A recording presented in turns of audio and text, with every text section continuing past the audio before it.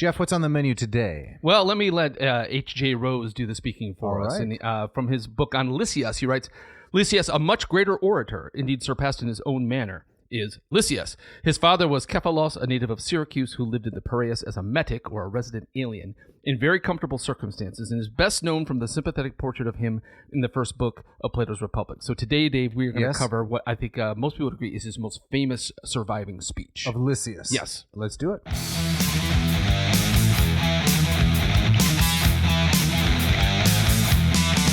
Welcome to the Ad Nauseam podcast, where classical gourmands everywhere can finally get their fill. Join us for a delectable discussion of Greco-Roman civilization stretching from the Minoans and Mycenaeans through the Renaissance and right down to the present. And now, ladies and gentlemen, here are your hosts, Dr. David Noe and Dr. Jeff Winkle.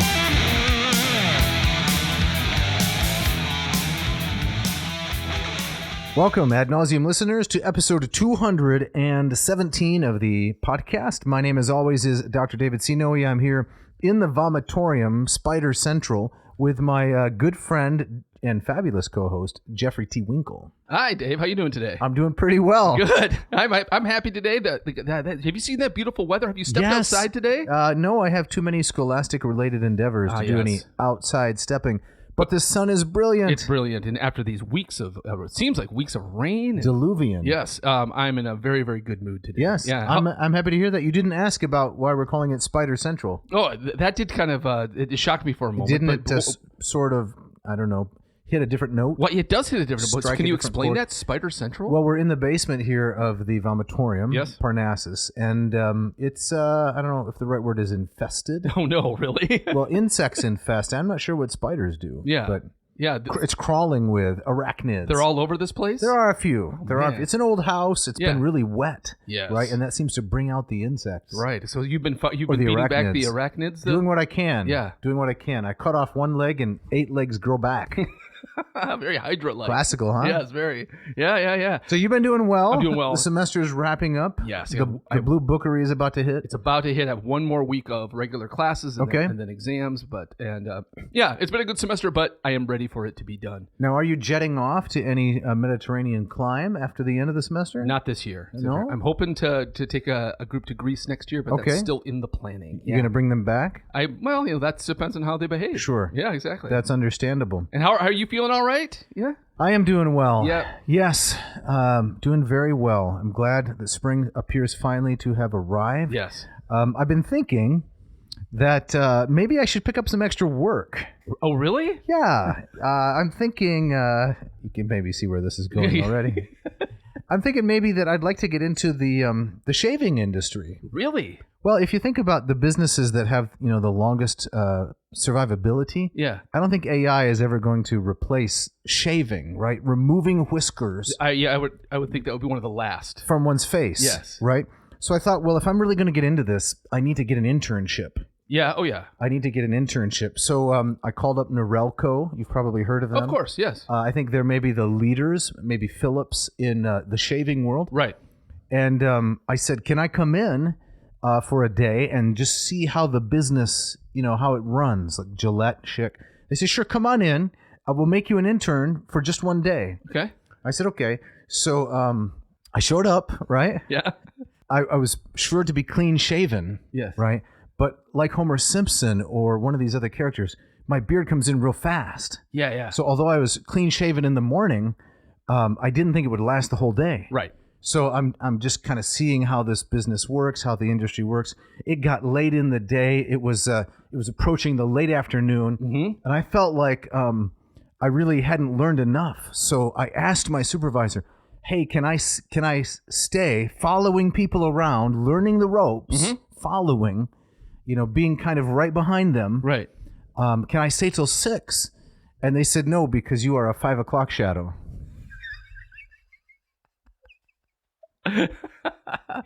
Nicely done. Yeah, you got me. Did you see it coming? I had like a few things spinning in my head, but you got me there. That's a good one. Thanks. I was focused on going quickly, and well, there you have it. So, Right. I understand you have a bone to pick. Yes, I do. So to speak. With one of our 50 states. Oh, no. In this case, it's one of the 48 contiguous states. Okay. And that is the state of South Dakota. What is it about South Dakota that has stuck in your craw? This morning when I was in my office, I was happy. In my downtime, I was looking at some of the stats for our beloved podcast. Ratio 4, is that coming up here? No. Okay. But we'll talk about that later. All right. And so that you can see fabulously kind of this breakdown of kind of who's downloading where. Really? Right? And so there's a tab where you can click on the U.S. Okay. And it will show you how many downloads and the percentage of downloads for all across the board. By state? By state. I didn't know that. And I think you can see where this is going. Is that but before you get there, right. can I just ask? Yeah. I understand that California, big. Texas, not pretty big. Not as big as you think. I mean, I think a lot of the skews towards, of course, the population. Yeah. California has the most people, but also where people are studying Latin, which I thought was California, Texas, Virginia, and New York. Right, but a little bit of Florida. The top 3 are California. Okay. Number 2 is Illinois. No. Yes. And then it's Chicago. And then 3 is our home state of Michigan. Yeah, the mitten. Right. But if you look at kind of the downloads across the states, every single state has at least one download in their history, except South Dakota. There's no one in South Dakota listening to us? Not one person in South Dakota has ever downloaded an episode of the Ad Nauseam podcast. Wow. So, can that be true? Well, where's Mount Rushmore? Mount Rushmore's in South Dakota. Okay, where are the Badlands? They're also in South Dakota, but both of those locations are. Where am I now? Are marked by people passing through, right? Yeah. There's a lot of. I tried to I consoled myself with, there's just not that many people. That's true. Dakota. However, Wyoming, the least populous state in the Union. A number of downloads coming out of Wyoming. Huh. Maybe there's just too much to do in South Dakota. I would think there would be almost nothing to do in South Dakota. I would think so too. So I would love to get a shout out from someone who maybe lives closer, has come from there, can maybe explain this better. Maybe a road trip. Maybe we go out to South Dakota, download the podcast, and return. There we go. Just to make sure we're equally represented. I like that idea. I thought you were going to say we should go there and sell the podcast to these people. You just want to go there, download, and come back. Yeah. It's worth a 14-hour drive or something. Yeah. So I don't know what's going on in South Dakota. If we do go there, though, Jeff. Yes. And we host like a marathon podcast. Yeah. We might end up Crazy Horse. Yes, indeed. But I digress. So I'm hoping that I'm going to keep checking. I don't want to become obsessive about it. But I'm going to get really excited once what is wrong with South Dakota? First download that's coming out of Pierre. What are they called there? South Dakotoans or something? Yeah, Dakotans. Dakotans? Yes. North Dakota doesn't seem to have a problem. So I don't know. Maybe it's all the fault of South Dakota. Yeah. We have a shout out. We do. Okay. Yeah. You want to get us started on this? I think you should get this started. Would you? So this comes from Titus Alexander. He says, Titus Alexander here, listening from Patrick Henry College. Didn't you have something to do with that college? I did have some association with that institution. Yeah. Prior to my association with the other institution, prior to no association. Gotcha. All right. Okay. Carry on. He says, I just started listening to the Ad Nauseam podcast a couple weeks ago. I'm a senior at PHC studying classical liberal arts, though after graduation next month, I'll be starting an online bachelor's in accounting with Franklin University. Fascinating. Yep. So he's following the advice of the famous economist Taleb, right? What is that? Study something old and useless. Yes. Greek and Latin. Study something new and useful. Accounting. Yeah. This guy's he's gonna do great. He's gonna do great. All of his needs for literature and enrichment are gonna be met.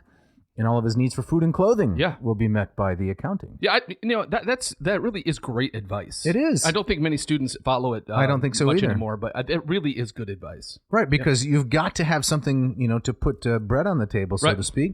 But it can't be all that. Yes, exactly. So, anyway, you want to continue there? Yes, he writes, I'm sure that resources such as yours will keep me grounded in the classics as I move on from my alma mater. I'm also getting married this September. Congratulations.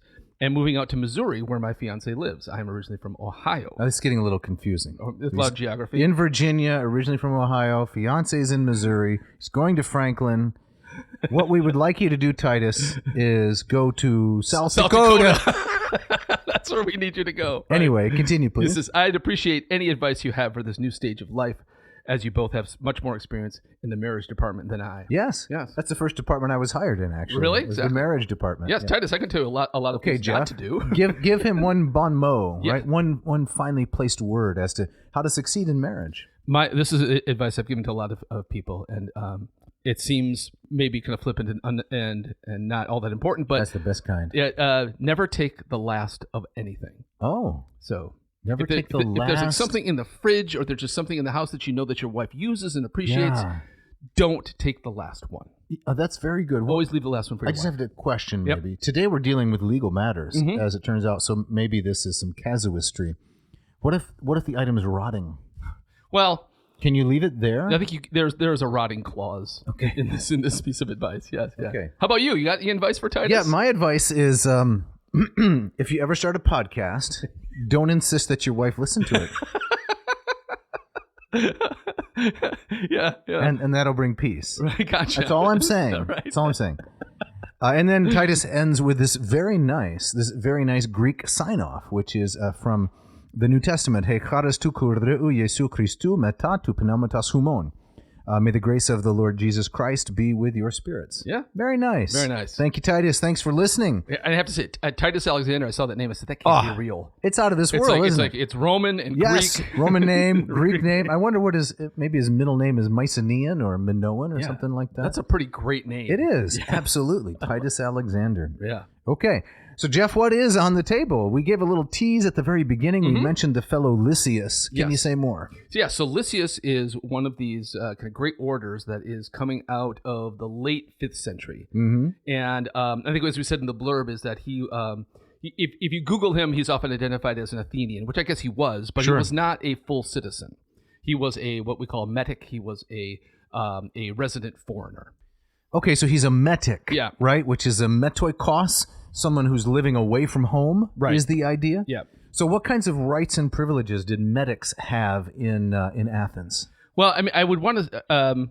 I don't know enough about it speak specifically to that, but I remember when I was first learning about this, and I remember coming away with the impression that the metics were like second-class citizens, which I guess to some degree they didn't have full rights under the Athenian constitution, like the Puerto Ricans. Yeah, exactly, right. But I always assumed that also meant, this is probably a poorer class. No, which in this case is in fact it's quite the opposite. Lysias came from a very wealthy family. Exactly. Yeah. It's very, very wealthy, as we'll see in the course of the speech.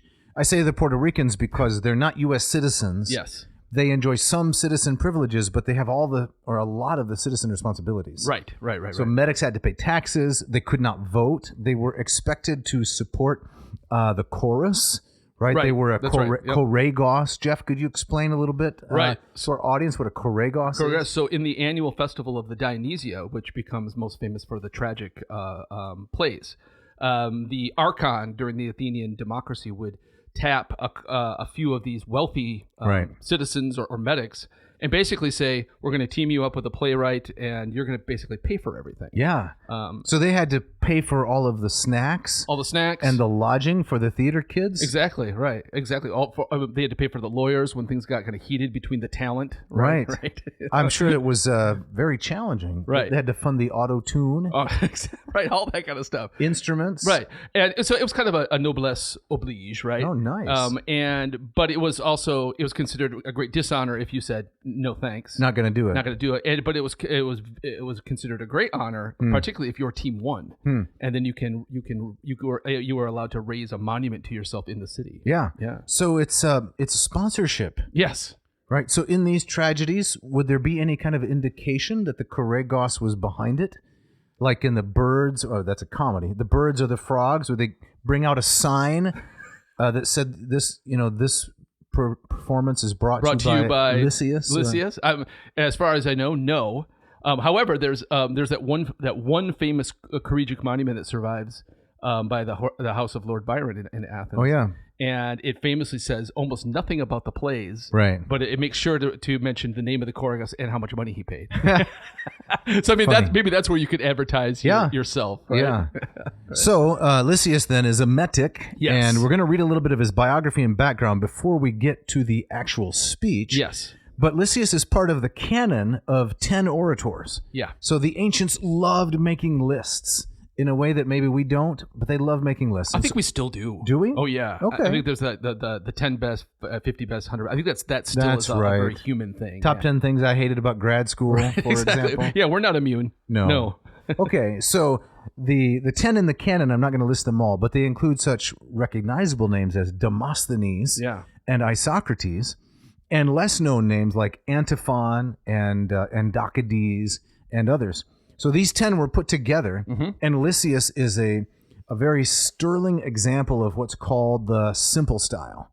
So the Attic style. So we're going to read a little bit of his Greek and a good portion of the speech against Eratosthenes. But to give you just some sense, Demosthenes' speech making, like Cicero's, is known for its floridness. Right? Yes. You never say in one word what you could say in 10. Right. You have lots of subordinate clauses, lots of figures of speech, verbal fireworks. Lysias is the plain style. Yes. Right? Don't bore us.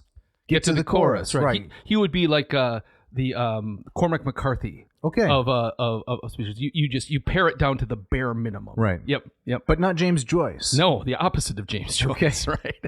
Yeah. So Lysias keeps everything plain, direct, and simple. Yeah. And so he became the standard bearer, I would say, of a simple and lean prose style. Yeah. Now, I mentioned if to our listeners that if you've been following our long series on Maru's book on ancient education, you might remember how central figures like Demosthenes and especially Isocrates were to the foundation of Greek and then Hellenistic education. Absolutely. Yeah. So this is not just stuff that's this is interesting that it came out of this particular era. It is foundational in understanding kind of the influence that the Greeks had on later society. Absolutely. Yep. And before we get into the actual speech, Jeff, can you give us a little more of his biography to set it up? Sure, and I'll go back to Rose here. Okay. I'm just going to start right from the top. A much greater orator, indeed unsurpassed in his own manner, is Lysias. His father was Kephalus, a native of Syracuse, who lived in the Piraeus as a metic. So the Piraeus is the harbor. Of Athens. Still is. And I can't resist saying that Kephalus was the head of his household. Very nicely done. Thank you. Right. He as a metic, a resident alien, in very comfortable circumstances, and is best known from the sympathetic portrait of him in the first book of Plato's Republic. Of Kephalus' 2 sons, one, Polemarchus, was put to death by the 30. Lysias escaped with the loss of most of his patrimony, and not unnaturally became a strong supporter of Thrasybulus and the democratic faction. All right, so we need to explain this. Unpack this a little bit. So we've got Kephalus. He is the person who brings his family, moves to Athens. From Syracuse. That's correct, which is in, of course, Sicily, right? Magna Graecia. And makes a fortune. Yes. And he's got 2 sons, Polemarchus and Lysias, the subject of the episode. Yes. Polemarchus is killed, right, by the 30. Now, who are the 30? Right. So this is a extremely convulsive time in Athenian history. So in 404 BC, Athens officially loses what we can now call the Peloponnesian War to the Spartans. And as I've always understood it, is that the Spartans win the war, but they've kind of also bled themselves dry over the last 27 years. A Pyrrhic kind of victory, Yes, actually. exactly. And so they don't really have any interest or even ability to kind of come in and set up shop as, this Athens isn't going to be Sparta Heights or whatever. Right. And so they turn over, they abolish the democracy, and they turn over power to these so-called 30 Tyrants. And the 30 Tyrants were elite members of Athenian society, very likely most people who were not sympathetic to the democracy to begin with. So they were kind of easy pickings. Got it. They're easily to be persuaded by the Spartans to turn this back into an oligarchy. So up until the time of the Spartan victory in the Peloponnesian War, these aristocrats were probably officially in favor of Athenian resistance. Right. But their wealth had been drained. Their sons maybe had died in the conflict. They just want to be done with it. And maybe they even think the Athenian experiment in democracy has kind of run its course. Right. Let's go back to something more stable by putting us in charge. Yes. Yeah, exactly. It appears that the 30, they see a grand opportunity to replenish their own coffers by targeting some of these wealthy metic families, who didn't have all of the rights that a citizen had. And this reminds me very much of kind of the prescriptions during the the first century in BC in Rome. That's right. You're on fire today, Winkle. Oh, thank you. Dropping phrases like noblesse oblige. Yes. And replenishing coffers. Yeah. Referencing the end of the Roman Republic. Yeah. What's a proscription? A proscription. So these were which doctor do I get one from? When you had these high level elite figures on sides of the Civil War conflict, and they would kind of post names of people that basically saying, "Hey, kill this guy and I'll pay you." It's a list of bounty. Yes. Right? Exactly right. And so it seems like a similar thing is happening here in the very late 5th century BC. And so they are going after some of these wealthy metics and basically offing them and plundering their estates. Wow. So Lysias escaped, says Rose, but lost most of his patrimony, Yep. and so became a strong supporter of Thrasybulus. Yep. So Thrasybulus was another player here in around 404, and he says, let's put the democracy back in charge. Right. Yeah, exactly. And so then, and he also, again, he lost his brother in this. And we'll see in the speech, it really is quite a gripping drama. He is on he kind of puts you right on the street and as an eyewitness to all of this kind of stuff. That's right. Can you continue with the Rose there, please? Yes. After their triumph, he enjoyed citizenship for a little while under a decree of Thrasybulus, which granted it to resident aliens, and in 403 impeached Eratosthenes, one of the 30, in an attempt to take vengeance for the death of Polemarchus. Okay. Yeah. So Eratosthenes, the speech is against kata, right? It's against Eratosthenes, the murderer of his brother, Polemarchus. Lysias is going to bring him up on charges and try to get justice. Yeah. Now, one of I think the interesting things about this speech, as I was just doing some background reading on it, is one, we don't know if this speech was actually given in court, right? Right. This might have been kind of written up as an exercise, or maybe almost like a pamphlet to be distributed, right? So we know that Lysias had a career as what's called a logographer, which means a person who writes speeches on behalf of others, right? Like a speechwriter. Yes. But many of the logographers also sometimes delivered their own speeches. Yes. And as Jeff said, that's what we don't know about this one. Exactly. And there's some also puzzling things about it. So what we know about Eratosthenes is certainly compared to some of the other tyrants, he was thought to be a more somewhere in the middle, right? He wasn't one of these. That's right. Known for his brutality. Exactly right. Mm-hmm. And then the other thing that one of these details that I wish we know, that if he was brought up on charges, if this was delivered in court, we don't know what happened. Correct. Yep. Yes. So in fact, Rose goes on and says, the speech he delivered, meaning Lysias, the 12th of our collection, does not seem to have achieved its end, and the decree under which he had gained civic rights was shortly afterwards revoked. Lysias thus became once more a metic and supported himself by writing speeches, an occupation in which he was remarkably successful, owing partly no doubt to the supreme knowledge of every rhetorical trick, which he disguised under a style apparently simple and invested with that charm noticed by Dionysius, and not entirely lost even on a modern, but still more to his remarkable power of identifying himself with his client and making the audience feel that it is not a paid logographos whose production they are hearing, but the very words of the litigant, no orator but an honest man stung to eloquence by his grievous wrongs, or to ironical wit by the sheer absurdity of the villains who attack him. Yeah, that's a long, non-Lysian sentence, by the way. Exactly. That Rose gave us. But it is one of the things that makes this speech in particular very gripping, in that he is not... he's not a defense attorney or prosecutor that's removed. That's right. He is deeply personally involved. That's right. Yeah. Yes. And so as I was reading through this, I'm thinking, who is a contemporary doppelganger? If you're going to throw some French around. You're going to throw some German. I'll throw some German around. Doppelganger, I was thinking, is somebody like maybe Rodney Dangerfield, right? You kind of, maybe that's too far. No, explain. You kind of play the idiot a little bit. I see, yes. But underneath that, maybe Nate Bargatze with his big stupid eyes. Yes, right? exactly, right. Underneath that, you're actually doing something really sophisticated. Right. But you pretend to be kind of stupid in order to win over the audience. Exactly. Yeah, I think Bargatze, that's a perfect corollary. I like that a lot. Okay. Yeah. Just one thing I wanted to mention, just in terms of context, it's not directly germane to the speech, but of course we're just a few years before the trial and death of Socrates, right? Yes, 399. 399, and there's also a famous event during the 30 Tyrants where Socrates himself is ordered by the tyrants, as part of the framework of democracy that's still functioning, he is ordered to basically hunt down and find somebody to be summarily executed without trial. Right. And Socrates famously just walks off and says, "Not going to do it." Huh. Which is, I mean, another reason why I love that guy. Yeah. But it's a profile in courage. Exactly. He refused to abide by the kind of thing that we're talking about Right. in this court case. Yes, and then when Plato writes about these events, a minimum of 20 years later, right? Yeah. The late 380s, Right. Maybe much later. Lysias's family is featured very prominently and positively in the Republic. In the Republic. That's right. Yeah. Exactly. Quite remarkable. Could you give us just a little more from Rose, please, Jeff, to continue to set this up? Sure. Rose writes, to take a few speeches in the order which our editions give, number 1, which is incomplete, is the defense of a man accused of homicide who is telling the jury, plainly and even garrulously, exactly what happened, how he discovered that the dead man was his wife's lover, caught him in the act, and used the privilege the law gave him of avenging his own honor there and then.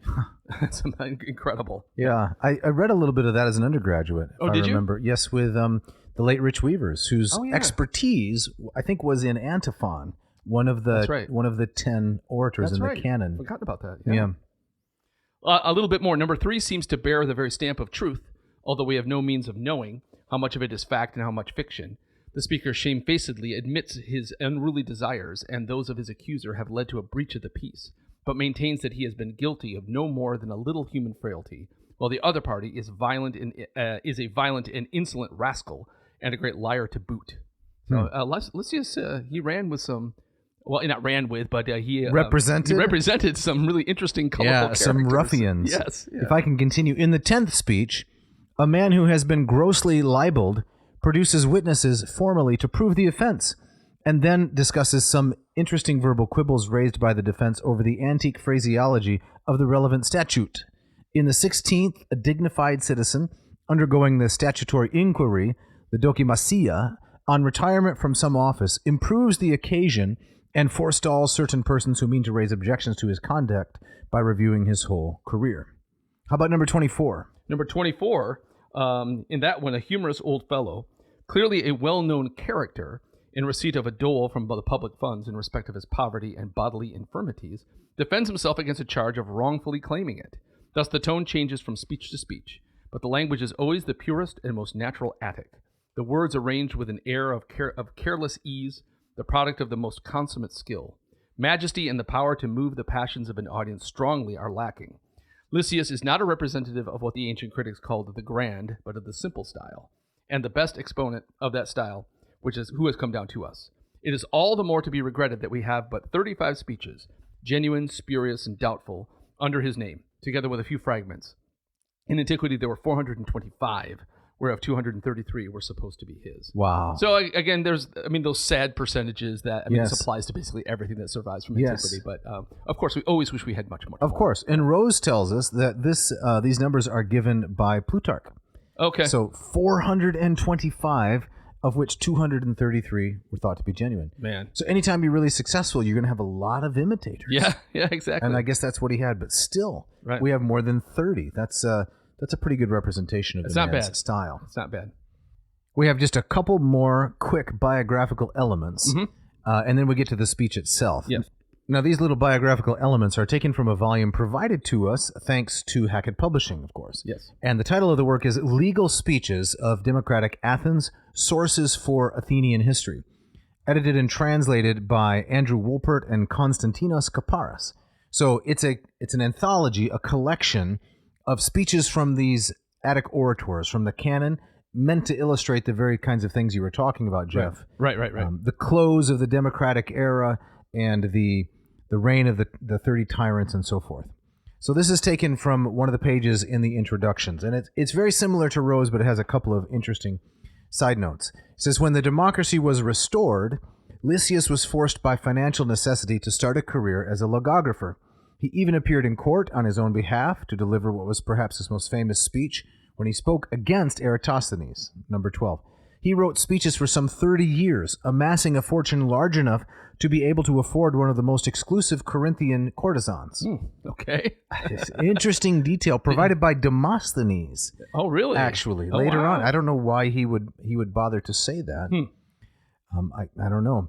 And securing for himself, Lysias, a place of honor in Greek rhetoric for his mastery of style marked by simplicity, clarity, and a truly outstanding portrayal of character, which is ethopoeia. Yeah. So I guess the idea is when you get into court, you want the jurors to experience the identity of the person you're either defending or that you are attacking. Now, have you ever served jury duty? Yes, several times. So tell us about that. Yeah. But only the confidential parts. Right, exactly.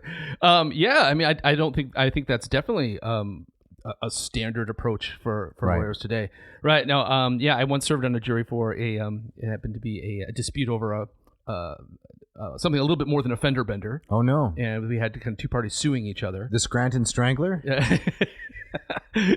Not quite that bad, but I remember both lawyers on both sides were, again, the first thing they did was portray just kind of the angelic innocence, correct, right, of their client, right, or the I don't know, the diabolic wickedness, yes, exactly, of the person that you're attacking, right, yes. And I often, when teaching on ancient law, which is not my expertise, but I've read a lot of Cicero, and it's just a natural part of the task, I'll usually explain to the students, look, contemporary law is very different than ancient law. In ancient law, you had to demonstrate that your client was a good man, and good men don't do bad things. Yeah. Or your adversary was a wicked man, and wicked men do wicked things. Yeah. You didn't really have to deal with the facts so much. Right. And I've always said that it's so different than at present. But maybe I'm wrong. Yeah. Well, yeah. I mean, I think definitely that that kind of ancient approach is in there, right? But not. Well, hopefully not as the fact-free approach as well. But because you can object to the judge if TV dramas have taught me anything, right? Right. Objection, Your Honor. Relevance. Exactly. Leading the witness. Correct. Right, all that stuff. Yeah. Exactly. Yeah. So that's ethopoeia, which is how you describe the character of your client or of your opponent. Then they continue. Later in antiquity, Lysias' speeches were used as models for the virtues of the simple style, in contrast with the more ornate style of Demosthenes. By the time of Cicero, Lysias had become the quintessential symbol of Attic oratory. And to Atticize, right, Attikizo, meant to speak with simplicity and elegance like Lysias, without flowery excess or pointless elaboration. Yeah, so I have to think that Lysias was very well accepted during the Hellenistic era, where you have that kind of Kallimachian move That's correct. towards the small book. Right, big book, big trouble. Yeah. Are there any politicians today, first of all, who write their own speeches? And then secondly, who would have a kind of a Lysian style? Something punchy, to the point? I can't think of a one. No. No. Well, I suppose we should probably turn to the speech itself, don't you think, I Dave? think we should, but first we should maybe try to turn toward the ads. Okay. We should think about what can be, unburdened by what has been.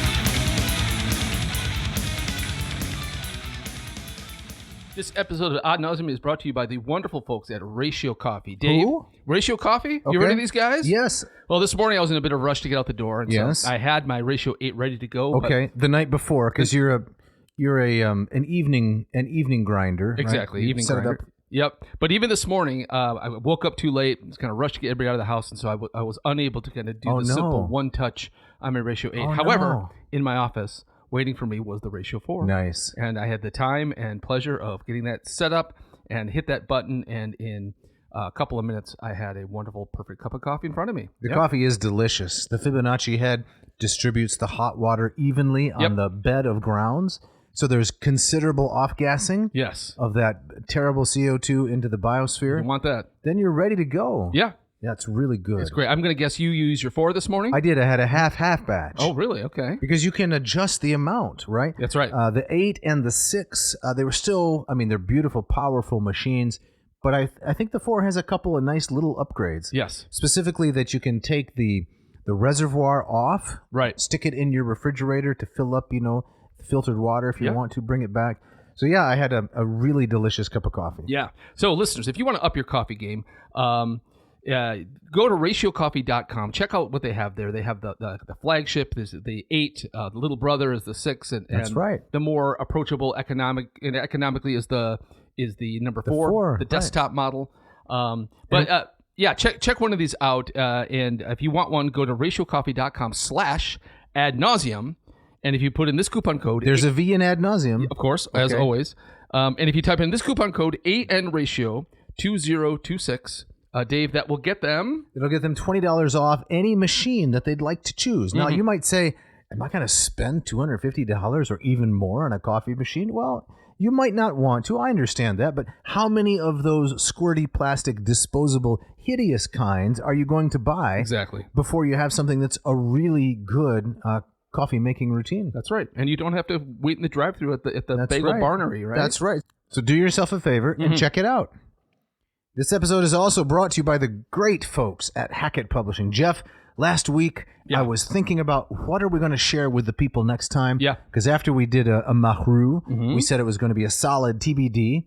And I thought, well, let's talk about Attic oratory. Yeah. Let's talk about Lysias and the famous speech against Eratosthenes, which we're doing right now. And then I thought to myself, I wonder if Hackett has covered this. Lo and behold, they have the perfect volume covering democratic speeches of Athens, right? Athenian history source book. Yes, it's amazing how many times, if you ask yourself the question, I wonder if Hackett has covered this. That's right. The answer to that turns out to be, of course they have. Exactly. Yeah. So, and so that's the translation that we're going to be dipping into in the second half of this show. Yeah. But that's just the tip of the iceberg. There are so many great works at Hackett. Go to hackettpublishing.com and you can see all these for yourself. They have things in hardcover and soft cover. They even have some lovely cloth-bound editions.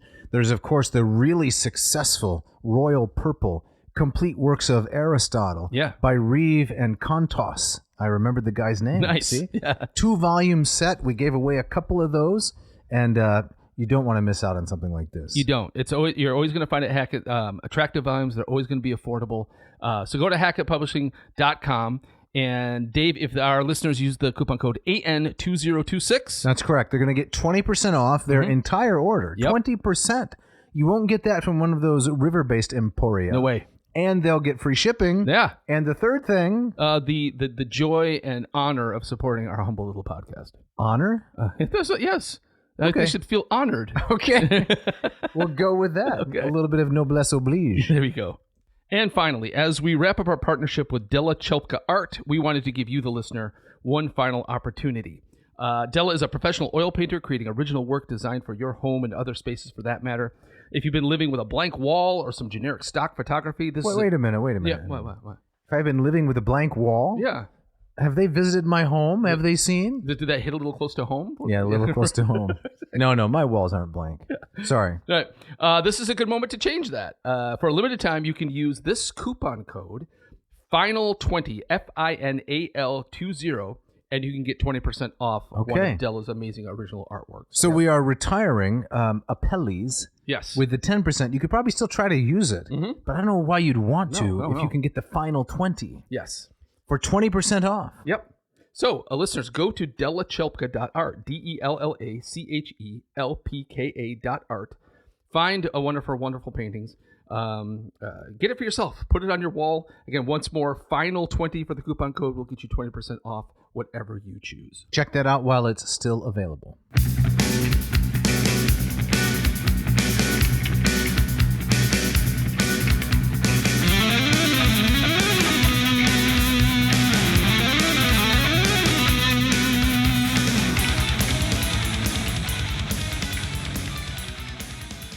All right, Jeff, so we're getting back into it, and can I read some Greek? You can. What? But you can do it just one moment. Okay. All right. I just wanted to make sure that our listeners were clear is that the speech we're about to dive into, it's not Eratosthenes being put on trial for murder. No. So this is actually, Lysias he's lodging an objection because Eratosthenes was, he was in some ways pardoned under this amnesty after the democracy was restored.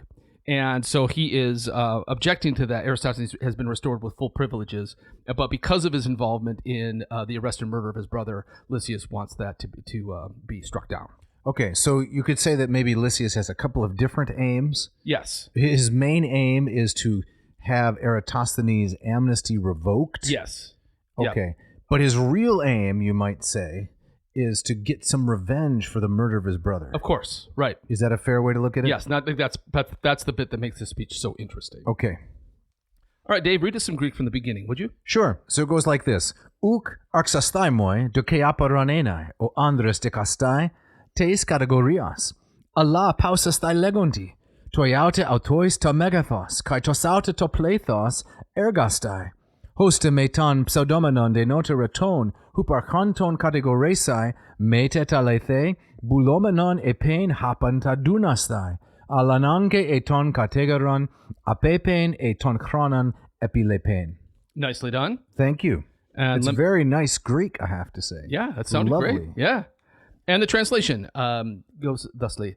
Beginning my accusation does not seem to me to pose a problem, men of the jury. How to stop speaking does. They have carried out against the people offenses that are so many and so great that one could not even by lying accuse them of crimes worse than what they have done. Nor could one who wants to tell the truth say everything, but either the prosecutor must fall into exhaustion or his time run out. Okay, he does not spend any time mincing words. No, he doesn't. Right? And he has a little bit of a surprise at the beginning when he says, it's not difficult for me to come up with what to say. It's difficult for me to stop. Right. I've got an abundance of material. Yeah. So this fits into the part of the speech when we cover the canons of rhetoric. This is the exordium, the introduction. Right. And it always includes the captatio benevolentiae, the capturing of the listener's goodwill. Mm-hmm. Like sometimes when people do a podcast, they'll do kind of a stupid bit at the beginning. Yeah. With maybe a pun or Can't stand those guys. belabored sort of wordplay or assonance. Yeah. What they're doing is they're trying to grab the audience's interest through something, light and unexpected in hopes that they'll survive through all of the grueling material to follow. Right. And that's exactly what Lysias is doing. Yeah. He then proceeds, as he goes through the speech, to give the narration, to tell us more about why he's here and what he hopes to accomplish. Yes. And so he says in section 4, Pericles persuaded my father, Kephalus, to immigrate to this land, where he lived for 30 years, and never did he or any of us appear in a lawsuit as a prosecutor or defendant. But we lived under the democracy so as to neither injure nor be injured by another. But when the 30 came to power, behaving as wicked sycophants, that still mysterious word, which in Greek means the fig shower. Correct. Nobody really knows what that really means. You know what the leading theory is that you bring out the figs, the dessert, before the meal's done. Oh, I see. In order to try to impress your guests. I see. You're a fig shower. I've never impressed anybody by revealing figs early. I always bring them out at the wrong time. That's another problem. Yeah, go figure. But saying that they had to purge the city of criminals and make the rest of the citizens good and law-abiding, they dared no such thing in spite of what they said, as I will try to remind you, speaking first about my own troubles and then about yours. So then he goes on to talk about how his family became targeted, right? By the 30, and they come down to the Piraeus, and he even it tells a story about when they break into the house, he basically makes a deal with those who are going to come into there, and then those he made the deal with break the deal. Correct. And end up kind of taking everything anyway. Yes. Deals brokered at gunpoint. Yes. Are typically not honored. Not honored, exactly. And Lysias then slips away, but his brother gets arrested in the street and is summarily executed. Correct. Yeah. So in 6 he says, Theognis and Pason, these are 2 members of the 30, spoke among the 30 about the metics, how there were some who were hostile to the government, and by appearing to punish them, they had a perfect pretense for actually making money, since the city was broke and the regime needed revenue. So I'm not sure exactly what to call this here, except a kind of prejudice. The metics stood out. They were an easy target. Yeah. Maybe they spoke a little bit different, being from Syracuse. Maybe they dressed different, a little bit of different cultural practices, perhaps. Yeah. So they stood out, and they thought, well, the 30 thought, these are easy targets. Yeah. Let's press them. Let's shake them down for some funds. Yeah, it reminds me of like the early Christians in Rome being fingered for starting the fire. Correct. In Rome, right? Yes. Then, says Lysias, they persuaded their listeners without any difficulty, since they thought nothing of killing people and everything of getting hold of money. So they decided to seize 10 men, 2 of whom were poor, in order that they could offer the excuse to others that their actions were not for the sake of their own gain, but in the interest of the city, as if they had reasonable explanations for any of their other actions. Man, that is, if true, that is just stunningly cynical. It is, isn't it? And gross. Let's line up 10 people, make sure 2 of them are poor, so nobody will say we're just in it for the money. Yeah, unreal. It's part of the ethopoeia, though, that Lysias is using, which is let me characterize, the quality and temperament of my opponents so that the jury will begin, the dikastai, to dislike them. Yeah, let me carry on here. After dividing up the houses, they headed for them. They seized me while I was entertaining some guests, and they drove them out and handed me over to Payson. The others went to my workshop and took an inventory of my slaves. I asked Payson if he would be willing to save me if I gave him money. He said that he would, but it would have to be a lot. So I said that I was ready to pay him a talent of silver, and he agreed to this. But that's a massive. Yeah, Jeff, you have your cocktail napkin? Because on previous episodes, you've done some cocktail napkin math for us on these sorts of matters. I mean, I don't have my... Did you leave it at home? I left it at home, but I mean, if you think about how a drachma a day was your wage for a typical worker, this is a massive amount of money. And now I'm looking at the text. Our translator actually explains this in footnote 10. Right, this is a considerable sum of money for an Athenian to be a member of the liturgical class and thus required to perform public services for the city, such as the triarchy. He had to own property worth 3 or 4 talents. It would take an ordinary Athenian more than 10 years to earn 1 talent. Wow. So 10 years' wages he's offering Payson. So that is what, $1 million almost? Yeah. Oh, yeah. It's spare my life, I'll give you a silver talent. Right. And as he says here, after he swore an oath that he would save me if he received a talent, invoking destruction upon himself and his children, I went into the bedroom and opened up the chest. Payson noticed and entered. He called out 2 of his attendants, and when he saw the contents, and told them to seize what was in the chest. Since he had not what we agreed to, men of the jury, but 3 talents of silver, 400 Cyzicene staters, 100 Persian derricks, and 4 silver cups, I asked him to give me travel money, and he said that I should be glad to be alive. Man, that is rough. It's a great story, though, as he's telling as he's telling it, right? You can just picture the whole thing. I ran into the bedroom, so there he had a chest where he kept his money, and there is a note on this as well in this wonderful edition of Democratic Speeches of Athens, where they say that wealthy citizens did not keep the money in the bank because it wasn't secure, right? And you weren't sure you could get it back. There was a liquidity issue. So he kept this 10 years, I guess 30 years of wages if he has 3 silver talents in his bedroom. That's amazing. Opens the chest. The ruffians, Payson and Theognis, see, well, there's a lot more in there than we thought. Right. They take the whole thing. What's Lysias going to do about it? Correct. Right. We have the guns. That's right. Right. So then he's at the point of just begging for his life. Yeah. Spare me some change so I can catch the train, so to speak. And even there, Payson says you should just be happy that you're alive. Right. Yeah. So no money for the bus. No, that's pretty awful. And then it gets even worse, because before we get to the dialogue between Lysias and Eratosthenes, he drops this additional detail. He said Melobius and Mnesothiades, 2 other members of the 30, were coming from the workshop. They happened upon us as we were leaving. This is in section 12. And finding us at the door, they asked us where we were going. Payson said to my brother's house in order to examine its contents as well. So they're going to shake down the whole family. Man. Just go from house to house. Right. And get all the money they can. This would be from Polemarchus. Right. And as we said, they nab him, and he's the one who is killed. Yes. Violent, awful behavior. Yeah. This is brutal. And now Lysias has to face these people in court. Right. All right, so let's skip down to section 24, where Lysias actually calls Eratosthenes to the stand. He says, I would like to bring him to the podium and question him here, men of the jury. As far as I'm concerned, I think that it is impious even to discuss this man with another, should it benefit him, but it is right and holy to speak with him, should it be to his detriment. Therefore, please come to the podium and answer what I ask you. And we get this back and forth. Whom are you going to play? I'm going to play Lysias. You want to be the hero or the villain? I want to be the hero here. Okay, I'll be the villain. So Go ahead. Lysias starts. Did you or did you not arrest Polemarchus? Now, that's right out of a Law and Order episode. Exactly. Did you? Yeah, right. So did you or did you not arrest Polemarchus? I did what the rulers commanded out of fear. Were you in the council when there was a discussion about us? I was. Did you speak in favor or against those calling for us to be killed? I spoke against, in order that you not be killed. Do you believe that we were harmed unjustly? Yes. So he's falling on the I was just following orders defense. What did you call that earlier? That's the Nuremberg defense, right? That's what the Nazis said. A lot of people were killing a lot of people. What else could I do? Exactly. Yeah. Right. It does. I mean, as we're reading this, it raises the question in my mind: is why is Payson no longer around? Because he seems like the guy that would be maybe he's he's untouchable. I don't remember seeing anything in the commentary about him. Right.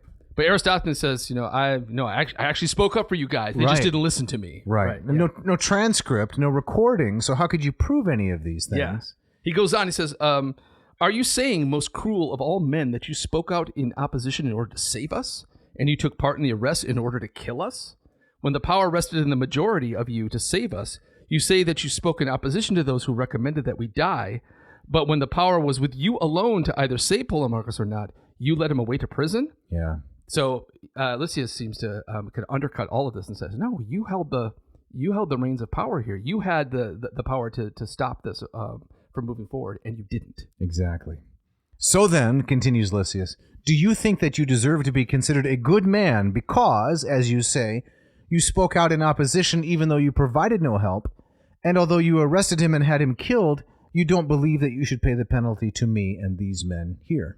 Yeah, there's the kind of the ethopoeia there in That's correct. Again, in the negative direction. That's you correct. claim to be good, Right. having done all these other things. Exactly. Right? Yeah. And I really like the way that he poses these questions. They're just so concise. Yes. And unexpected in some ways. Right. And they read so modernly. They do. I would have maybe, I don't want to quibble with the translation here, but when he says pay the penalty at the end of that section, Yeah. that's dikain didonai in Greek. Mm-hmm. But I would have said something like give us justice. I don't know. I don't think the phrase pay the penalty is really all that au courant. I got Oh. Ah. Nicely done. But what would you say? You don't believe that you should, I don't know, face the music? Face the music. I like that. Pay the piper? Oh, yeah. Even better. Do what's right? Right. Something like that? Yeah. And then for all of the intervening sections, which Yeah. are well worth reading, Right. which we don't have time to cover, he continues to develop the facts of the case and the characterizations of the players in the drama. Did you ever watch Law and Order? Oh, yeah. I used to watch it Great a lot. stuff. It was great stuff. Right. Yeah, they went through a series of, I can't remember the first prosecutor, but then they had Sam, was it Waterston? Yeah. Right. The mainstay. That's correct. Right, Then right. they had, different cops and different prosecutors and Right. DAs and so forth. Yeah. Good drama. I met a guy here in Grand Rapids, actually, who worked for the U.S. court system. And I asked him, are the TV dramas at all realistic? Yeah. He worked in the criminal court. I said, are they at all realistic? Can you trust anything? What did he say? He said, actually, this might surprise you. He said, on the whole, Law and Order is very realistic Really? as to what we actually do. Is that right? I was very surprised. I'm surprised too. No, I don't know if he's right, but I mean, he certainly knows more about it than I do. So when he walks into the courtroom, does he hear that dun dun? Exactly. It also struck me the situation that Lysias finds himself in. It reminds me very much of like after the American Civil War. Yes. Right. What do we do with the South? Reconstruction. There were many people who wanted to grind them into the dust. Oh, right? yeah. And some of them succeeded in doing so. Sure. Right. The so-called carpetbaggers, but Right. But so not many people were. Well, I'm sure there are a lot of people not on board with the malice towards none, right? And charity towards all, right? No, my read, and I'm a confirmed Northerner, to be frank about it, but Yeah. I've read quite a bit, so maybe I'm not speaking from total ignorance.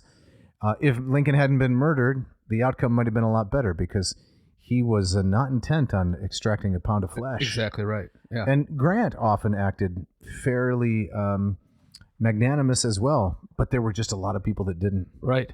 But here, Lysias, from very personal reasons, he wants his pound of flesh. Absolutely. Right. Well, his brother was murdered. Exactly. In cold blood. I completely understand it. The family fortune was looted. Yeah. So let's get down to, again, further down towards the end of the speech here, Sure. where he is addressing the jury directly. Yes, you want to pick it up maybe at around 90. He's giving jury instructions. Yes. He says, show what your opinion is in these matters. If you convict him, you will show that you are angry at what has been done. If you acquit, you will appear to desire the same objectives as they, and you will not be able to say that you did what the 30 ordered. That's interesting. Basically, he's saying is that if you vote to acquit, you're as bad as they are. Exactly. Right? Now, no one now compels you to vote against your will. I therefore advise you not to acquit them and to convict yourselves. Do not think that your verdict is secret, since you will be revealing your opinion to the city. So I mean, he kind of really puts it all on the shoulders of the jury as saying you're going to reveal your own character. Exactly. Whether you're thumbs up or thumbs down. Yeah, that's amazing. Then he continues in 92, if I may. Mm-hmm. Lysias says, before I soon step down, I would like to remind both of you, the men of the city and the men of Piraeus, that's the port, to regard the misfortunes that you suffered because of these men as a lesson when you render your verdict. To begin with, those of you who are from the city, you must recognize that these men were so oppressive in their rule over you that you were compelled to fight against your brothers, sons, and fellow citizens in a war in which your defeat brings you the same rights as the victors. But if you had won, you would have been enslaved to these men. They enlarged their private estates from their political activities, and yours have been diminished as a result of the war you waged against each other. They did not think that you deserved to share in the gain, but they forced you to share in the blame. Yeah. Rhyming. But also, I think this moves from an appeal to right and wrong to an appeal of personal interest. Yes. Which, when you're making such a speech, right, you have to appeal on several different levels to your audience. Yeah, yeah, and he's doing a masterful job of just pointing out the absurdity, right, and the pretzels that the situation has kind of twisted the sides of the conflict in. Right now, you're twisting pretzels. I'm twisting pretzels. Okay. Yeah. Where do we get to the peroration, which is the summary of the whole speech that kind of brings the point home and is the last bit of verbal fireworks that an orator would deliver? And I think, Jeff, that takes us right down to section 99. Yes. So almost 100 sections or little paragraphs, pericopes in this speech. Can you read us, well, actually, there are 100. Can you take us right to the end? Yes. Lysias says, I do not, however, want to discuss what would have happened when I cannot say what these men have done. This is a job not for one prosecutor or two, but many. Still, my concern is not lacking for the temples that they either sold or polluted by entering, the city that they reduced, the dockyards that they demolished, and the deceased, whom you were unable to rescue when they were alive, but can help now that they are dead. Yeah, can we pause there for just a minute? Yeah. I can see Lysias standing there in a kind of cinematic way, yeah, gesturing around the city, right, to the various places where these buildings stood. So I don't want to discuss what would have happened. I cannot say what these men have done. So these are the 30, right? The tyrants, and specifically Eratosthenes as a prominent member of their party. Yeah. He says it would take not just one or two prosecutors, but a whole army of prosecutors. Yes. And he's concerned for the temples. How would they pollute the temples by entering? I mean, by people taking refuge there and dragging them out. Right. But the miasma too, right? Right. He's maybe talking about the miasma that comes from the bloodshed. Yes. Yeah. Dockyards demolished and everything. You can't help them you couldn't rescue them when they are alive, but you can help them now that they are dead, which means, I guess, the verdict. Right. In some ways, he's saying, I mean, like you were imagining us, or you help us imagine Lysias standing there. He says, don't listen to my words, but just take a look around. Yes. Right? Yeah. Very well said. And then section 100 in the end. Yes. I believe that they are listening to us, that is the dead, and will know who you are by the verdict you deliver. They will conclude that those of you who acquit these men will have sentenced them to death, and those who punish these men will have avenged them. I will stop my prosecution here. You have heard, you have seen, you have suffered, you have them. Give your verdict. Oh, that's great. Drama. That is straight up drama. I never watched any Perry Mason. Neither did I. Too young for Perry Mason. Yeah. Matlock, right? Which was Andy Griffith. Andy Griffith. Right. He's a little too folksy to give this kind of a speech, isn't he? Yeah, this is not. You gotta have Matlock. You gotta have some intensity, don't you? Right. And Andy Griffith is very, very folksy, avuncular. Right. Yeah, but Lysias, it just punch. Correct. Yeah, great stuff. Well, that wraps this up. Yeah. If, listener, you want to read more about the Attic orators, this is not just a plug for our sponsor, but it is certainly that. You might look into Legal Speeches of Democratic Athens, Sources for Athenian History, a very good read, published by Hackett. And let's see, what year did this come out? Not that old. I think it's 2011. That's correct. So check it out. Jeff, we have to get out of here. Yep. I don't know, someone trying to break in here? Maybe Chris Noth? Chris, right. Do you know who he is? He's one of the guys from Law and Order, right? He was one of the detectives. Gotcha, right. Easily my least favorite. Okay, so maybe he's upset about kind of some of the things we've said, or he's upset that you're not a fan. Could be. Yeah, okay. You know how those celebrity types are. I know. I don't want to mess with Mr. Noth, so let's wrap this up, Dave. Okay, so we'll get out of here. Yeah, so Dave, I'm sure our listeners would love to learn some Latin, they'd love to learn some Greek, and they would love to learn how you can help them do that. I can help them if they go to latinperdiem.com, and check out the Greek and Latin courses I have.